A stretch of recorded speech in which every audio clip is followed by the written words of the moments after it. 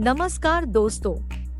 आपका स्वागत है योगेश महाजन लीगल चैनल पर। योगेश महाजन लीगल चैनल पर हम आपको प्रस्तुत करेंगे नवीनतम सुप्रीम कोर्ट के फैसलों और विभिन्न अन्य न्यायालयों के फैसलों पर और विधि ज्ञान को प्रसारित करने का प्रयास करेंगे। इस चैनल पर हम न्यायिक फैसलों के महत्व को समझाने और विधि समझौतों की युक्तियों को समझाने का प्रयास करते हैं। हमारा मकसद है कानून और न्याय के क्षेत्र में ज्ञान को आपके पास पहुंचाना, तो कृपया हमारे चैनल को सब्सक्राइब करें, घंटी आइकन दबाएं, वीडियो को लाइक और शेयर करें।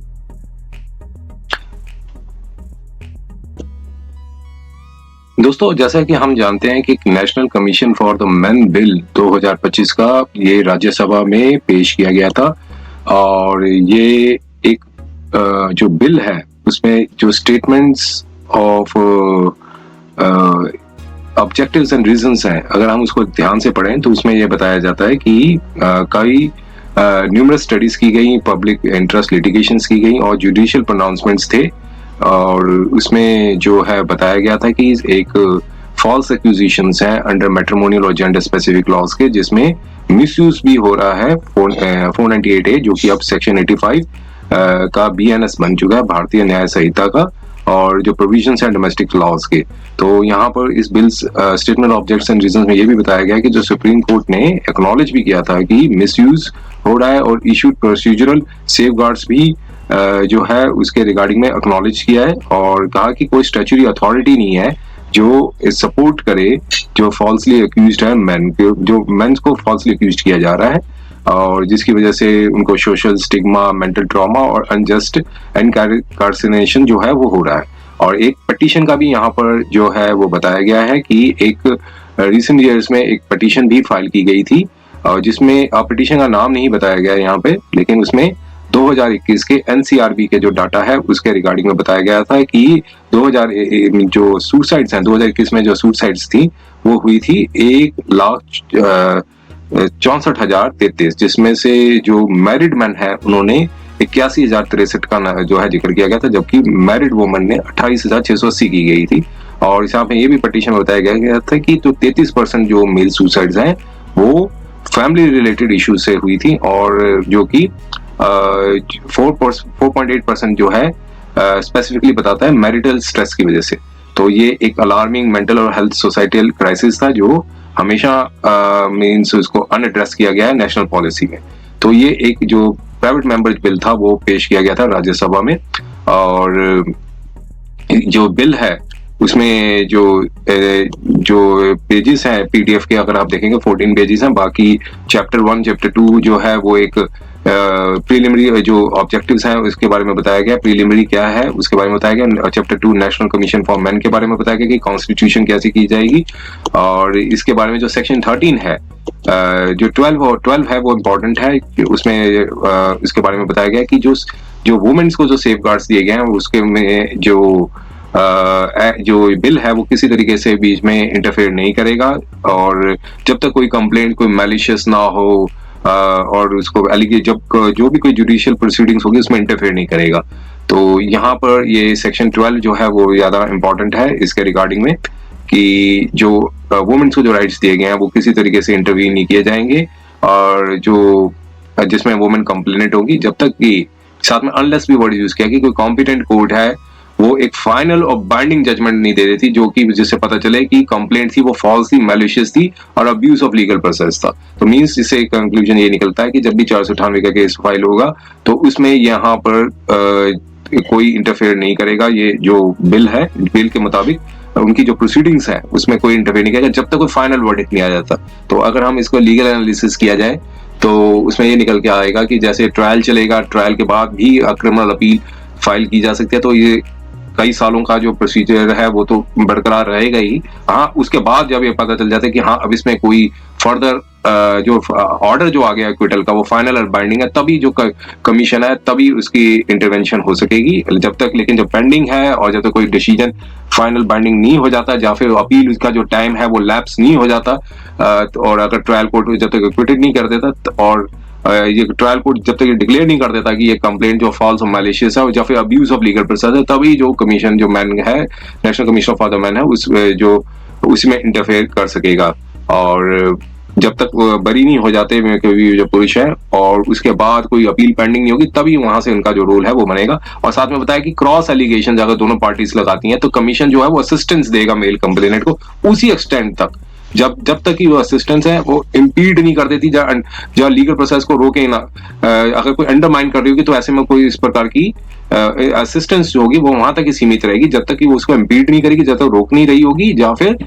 जो वुमेन कंप्लेंट की जो वुमेन ने कोई कंप्लेंट फाइल की है उसको अगर कोई बाधा ना उत्पन्न करे, वहां तक ही सीमित रखेगा। जो अगर कोई क्रॉस कंप्लेंट अगर फाइल की जाती है तो इससे कंक्लूजन निकलता है कि कुछ हद तक इसमें रिलीफ है वो मैन को मिल सकेगा। और साथ में ये बताया कि जो अब इसका अगर हम इसका एनालिसिस करते हैं इसका, तो ये इसका पॉजिटिव एस्पेक्ट्स यही है कि ये आर्टिकल 14 और आर्टिकल 21 है जो हमारे संविधान ने दिया हुआ है, उसके अकॉर्डिंगली ये इसमें ये निकल के मीन्स बराबरी का ये जो राइट्स हैं वो देगा। और जिसमें साथ में ये भी कह दिया है कि जो राइट्स हैं वुमेन्स के वो मेन राइट्स के साथ अफेक्ट नहीं होंगे, जो वुमेन के राइट्स हैं वो बरकरार रहेंगे। और जो बिल जो बनाया गया है वो जुडिशियल ऑब्जर्वेशंस दिए गए थे उसके अकॉर्डिंग इसमें बनाया गया, जिसमें पार्लियामेंट की को जरूरी है कि वो एक्ट करे इस पे, क्योंकि एक पिटीशन फाइल की गई थी लेकिन पिटीशन का रेफरेंस नंबर नहीं दिया गया है, स्टेटमेंट्स ऑफ जो ऑब्जेक्ट्स हैं उसके अंदर मेंशन नहीं किया गया। तो यहाँ पर बताया कि ये बिल जो है कॉन्स्टिट्यूशनल डिफेंसिबल है, पॉपुलिस्ट नहीं है। और सुसाइड डाटा के बारे में बताया गया है कि जो बिल ने करेक्टली यूज किया गया कि जो एनसीआरबी का जो डाटा था 2021 का, जो उसमें हाईलाइट किया गया था 81,063 जो सुसाइड्स हुई थी मैरिड मैन द्वारा, जिसमें 28,680 जो थी मैरिड वुमेन द्वारा की गई थी। तो मीन्स उनका जो आंकड़ा था वो करीब लगभग 3 गुना के आसपास जो है वो मैरिड मैन का ज्यादा था, और जिसमें 33% जो थे वो फैमिली इशू से लिंक्ड थी। और साथ में बताया गया कि जो सुसाइड डाटा जो था वो यूज नहीं किया गया कि वुमेन को ब्लेम करने के लिए, लेकिन एक सिस्टमेटिक जो मेंटल हेल्थ क्राइसिस है उसको डेमोन्स्ट्रेट करने के लिए किया गया है। रेलिवेंस इसका ये है कि डेमोन्स्ट्रेट करने के लिए कि एक सिस्टमेटिक मेंटल हेल्थ क्राइसिस है जो मैरिड मैन है वो फेस कर रहे हैं। और इसमें जो ये पॉजिटिव एस्पेक्ट्स थे। और साथ में क्रिटिकल सेक्शन ये था कि सेक्शन जो 12 था, जैसे बताया गया था सेक्शन 12 जिसके बारे में डिस्कस किया गया था, तो इसमें बताया गया था कि किसी तरीके से कमीशन है वो इंटरफेयर नहीं करेगा। जो भी केसेस हैं वो चल रहे होंगे जिसमें वुमेन जो है वो कंप्लेनेंट होगी, इंटरवेंशन तभी हो पाएगी जब कोई फाइनल जुडिशियल फाइंडिंग आएगी जिसमें एलिगेशन तब पाए जाएंगे जो फॉल्स और मैलिशियस है। वैसे अब ऐसे में तो अगर देखा जाएगा 498 में जो भी क्विटल आता है तो वो रेयरेस्ट केस में ही आएगा कि जो कंप्लेंट है वो मींस फॉल्स पाई जाती है, क्योंकि प्रोसिक्यूशन अगर फेल हो जाता है प्रूव करने के लिए कि कोई इस प्रकार की हरासमेंट नहीं हुई है तो इससे ये नहीं साबित होगा कि वो एलिगेशन वो फॉल्स और मैलिशियस होगी। तो यहाँ पर कहा कि इंटरवेंशन उसी केसेस में करेगा जब जो एलिगेशंस हैं वो फॉल्स और मैलिशियस होंगी। तो और यह जो क्लियरली ड्राफ्ट किया गया है ताकि जो डोमेस्टिक वायलेंस एक्ट है उसके साथ कॉन्फ्लिक्ट ना हो सके, सेक्शन 85 बीएनएस का। और ये एक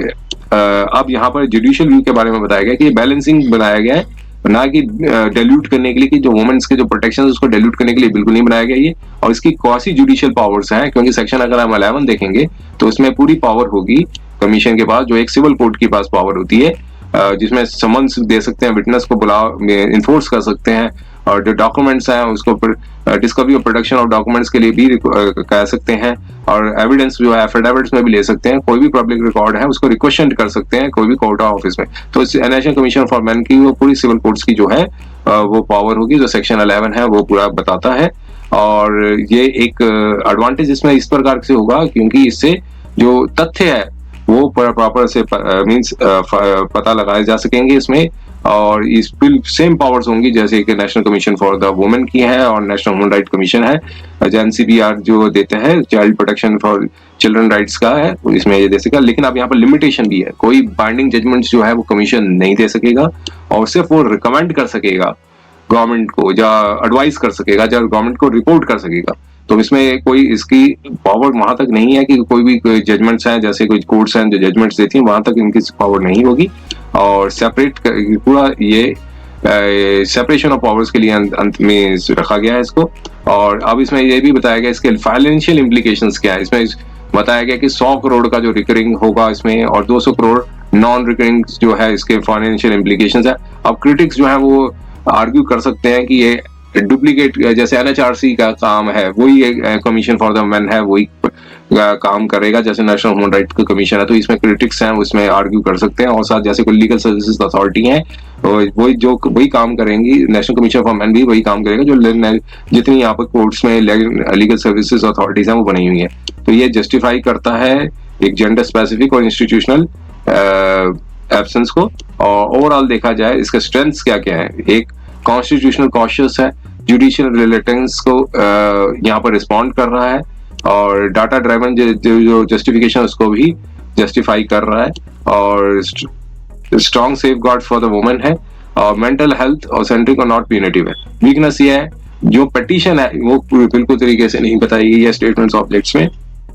कौन सी पिटीशन फाइल की गई थी उसमें एक प्रकार की वीकनेस है, और ओवरलैप करेगा एनएचआरसी के साथ, और जेंडर डेफिनेशन डिबेट्स जो है उसपे आ सकती हैं। तो ये प्रकार की ये इस बिल में वीकनेस है। फाइनल कंक्लूजन देखा जाए तो यही निकल के आता है कि ये पीआईएल ड्राइवन जुडिशियल रिकॉर्ड, ये बिल जो बनाया गया है वो पीआईएल में जो फाइल की गई थी कोर्ट में उसके आधार पे ये बिल है वो ड्राफ्ट किया गया, जिसमें एनसीआरबी का जो सुसाइड डाटा था वो बताया गया था, और इसमें लॉन्ग स्टैंडिंग डिमांड्स थी इंस्टीट्यूशनल पैरिटी में, बिल्कुल जैसे वुमेन्स का कमीशन बनाया गया तो वैसे मेंस का भी कमीशन बनाया जाए। तो इसलिए इसको स्ट्रक डाउन करना आसान नहीं होगा, लेकिन कुछ जो ऐसे प्रोविजंस हैं उसमें स्क्रूटनी की आवश्यकता होगी, इसमें इंटरप्रिटेशन की स्क्रूटनी की आवश्यकता होगी। तो ये था डिटेल एनालिसिस एनसीआरबी का, जो national commission for the main के बारे में जो बिल बनाया गया है जो राज्यसभा में पेश हुआ था। उम्मीद है कि यह वीडियो आपको पसंद आया होगा। अगर आपने अभी तक हमारे चैनल को सब्सक्राइब नहीं किया है तो कृपया इसे सब्सक्राइब कर ले और बेल आइकन दबाकर नोटिफिकेशन प्राप्त करें ताकि आप हमारे नए वीडियो से अपडेट रह सकें। अगर आपको यह वीडियो पसंद आया हो तो कृपया लाइक करें और अपने दोस्तों के साथ शेयर करें। हमारे चैनल पर आपको न्यायिक मुद्दों, कानूनी सलाह और कानूनी अपडेट्स के बारे में नवाचारिक और महत्वपूर्ण जानकारी मिलेगी। हमारे साथ बने रहें, क्योंकि योगेश महाजन लीगल आपके कानूनी सवालों का सहायक है।